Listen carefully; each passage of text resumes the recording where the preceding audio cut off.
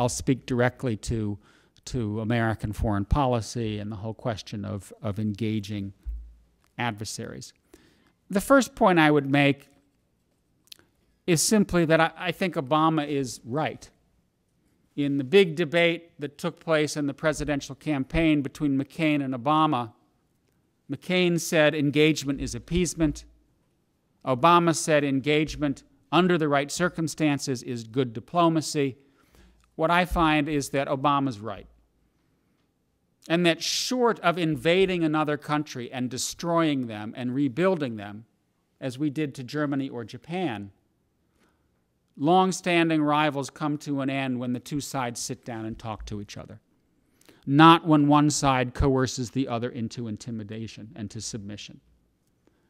And so in that sense, it is a resounding confirmation of the idea that we should talk to Iran, we should talk to Syria, we should talk to Cuba. Not that we will necessarily get to yes, but that historically speaking, is the way that you get to yes without war.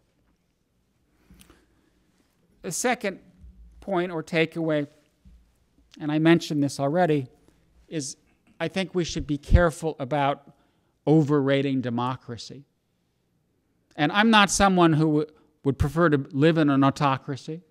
I'm not someone who is against democracy, but I think that we sometimes are too facile in the equations that we draw between domestic governance and a state's place in the international system.